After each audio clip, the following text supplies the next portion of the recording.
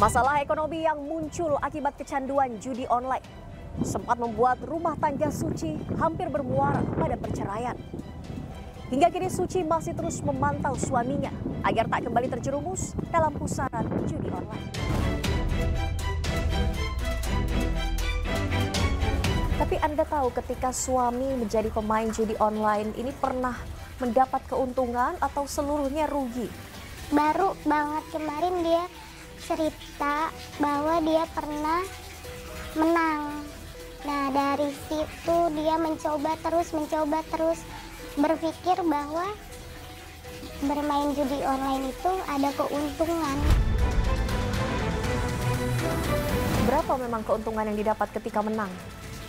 Kurang tahu ya Mbak, tapi pernah dengar dari teman-temannya lumayan cukup besar dan untuk berfoya-foya kepada teman-teman yang sesama pengguna judi online juga. Apakah uang-uang hasil keuntungan judi online ini juga kemudian digunakan untuk deposito selanjutnya begitu? Iya, dia putar lagi. Banyak histori nomor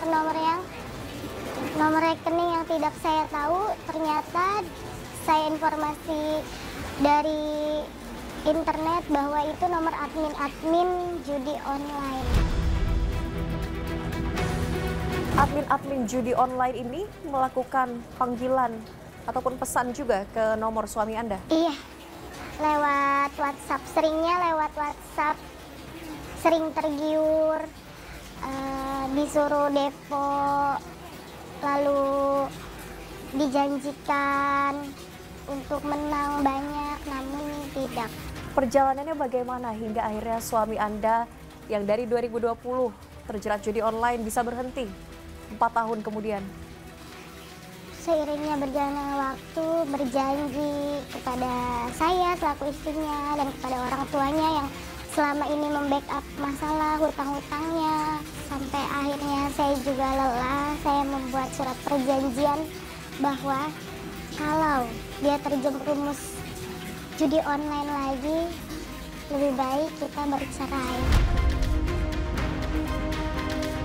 Anda mengancam akan menceraikan suami Anda pada saat itu? Iya.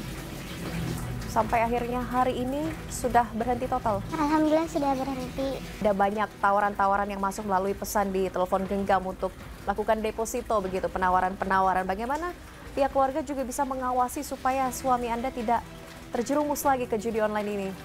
Setiap hari selalu dipantau, selalu berkabar sama orang tuanya, kakaknya, bahwa pulang harus tepat waktu, tidak nongkrong, jam pulang kerja udah langsung jalan pulang. Ada perkiraan mungkin estimasi berapa uang yang sudah dikeluarkan suami Anda selama menjadi pemain judi online, Mbak? Nah, 200 Mbak. 200 juta, 90 hingga 100 juta dari uang. Iya. Suami Anda sisanya meminjam. Sampai saat ini masih ada sisa hutang yang harus dilunasi? Ada hutang yang berjalan, sisa-sisa bekas dia pinjaman online, putar sana sini yang tidak selesai. Ya, kami lagi bertahan di situasi itu. Berapa jumlah hutang yang masih tersisa? 80-90 jutaan. 80-90 juta masih harus dilunasi.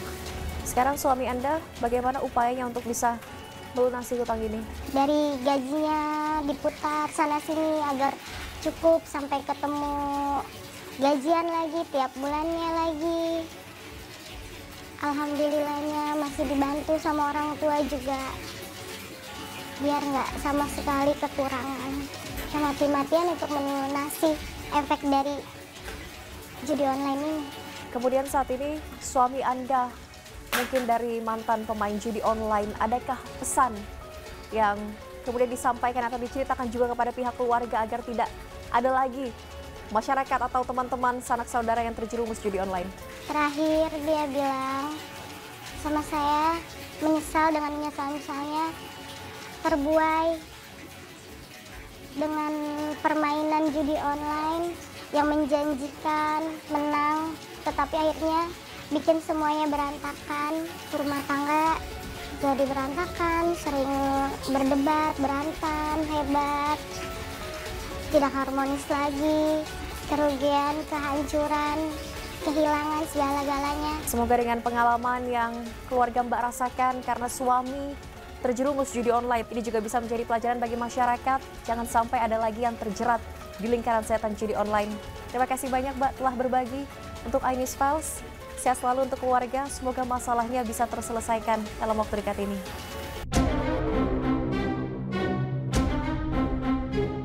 Pada pertengahan tahun 2024, tim iNews Files berkesempatan mewawancarai salah satu mantan admin judi online yang pernah bekerja di salah satu perusahaan judi online di kawasan Jakarta Barat.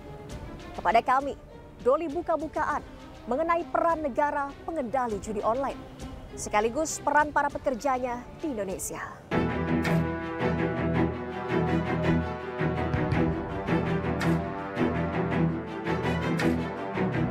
Kalau di luar negeri itu adanya setahu saya di Kamboja, Hong Kong, Bangkok, udah situ aja yang saya tahu. Di Indonesia tuh cuman ada, biasa disebut admin. Admin itu sama aja dengan sales atau marketing. Ada master, ada SPV, ada customer service. Tugas kita cuman menyebarluaskan aja supaya orang tahu situs ini loh. Supaya orang mau main di situs ini. Biasanya kita melalui WhatsApp, media sosial, atau SMS. Terakhir itu via SMS.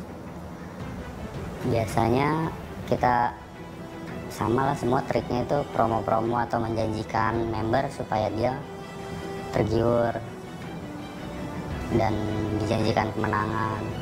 Akhirnya si member ini mau deposit dan main di situs kita. Dalam sehari, Doli ditarget mencari minimal 7 member baru.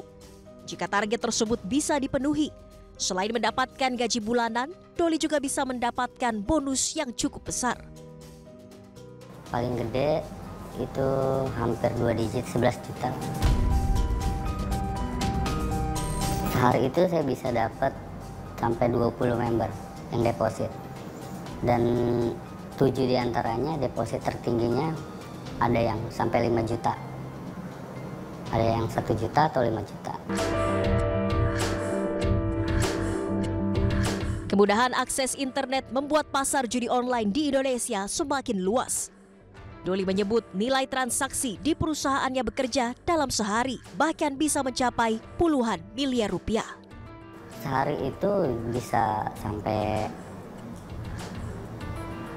20 M. Sehari tuh 20 M. 20 M. Dari Satu situs. satu situs. Satu situs. Karena di tempat kerja itu biasa mereka ngambilnya ruko. Ruko itu biasanya ada 6 lantai atau 5 lantai. Itu setiap lantai beda situs. Dan satu pemilik. Lebih jauh, mantan admin judi tersebut menyebut maraknya judi online di Indonesia karena masih ada oknum aparat yang membackingnya. Karena saya sendiri ngelihat di tempat kerja itu ada beberapa aparat yang datang entah sebulan sekali atau seminggu sekali untuk ya bahasanya ngemel gitu. Yang jelas pemerintah sendiri nggak becus sih untuk memberantas judi online ini. Karena banyak dari judi online sendiri sampai masuk ke website-website pemerintah sebagai iklan. Banyak anak kecanduan judi online. Apa yang harus dilakukan orang tua? Selengkapnya hanya di iNews Files sesaat lagi. Ketika kondisi psikologisnya ini sudah sangat sekali berdampak, ada gangguan kecemasan hingga depresi, memang perlu dibawa ke profesional.